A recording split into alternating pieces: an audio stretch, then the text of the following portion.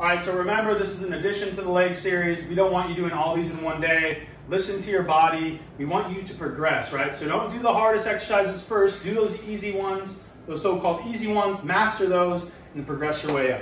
So we have a different variation, right, for calf raise, right? We get in the split squat stance. We're here, and then you can put something under your feet if you would like to increase the range of motion. You don't have to. And then drive through the ball of your foot, come up, come back down, come up, come back down. Change the angle of your shin. So you're here, my knee's a little bit more toward. I can come here, come back down, here, come back down. Next one we got is a band, but you can use a towel, right? So I'm just using a band because it's easier for me to do. So you're here, E version, so you're holding this leg, right? E version out, back in, E version out, back in. We're doing about 10 reps of these, right? So 10, 12 reps. Then you do the other side, right? Toes up, you're pushing, right? Your knees aren't moving, your ankle's moving, lower leg is moving. And then you do inversion. So you can strap this onto something, you can hold it or someone else can hold it. You start, right, inversion, and you go to inversion, go again, inversion, go again, inversion.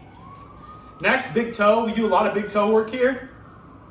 So you would go here, right, pull it, big toe comes down, and come up, control it, come down, come up, come down, come up, and then you would do the other side. So if you can visualize this, I would anchor this down ever so slightly, and my foot, my toe, my big toe would be there, and I would literally come back up with it. And you could do these, you could do toe work for all these, but if you pull my big toe down, and I'm coming back up, okay? You could do manual resistance too, so push your finger here, come back up, right? Same exact thing.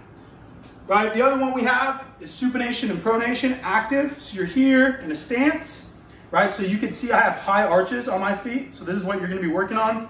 So you're gonna let that ankle, or you're gonna let that arch drop, right, actively, if you can see that, right? And then come back, right, create that, let it drop, come back, then you do the other side, let that arch drop, come back, let that arch drop, come back.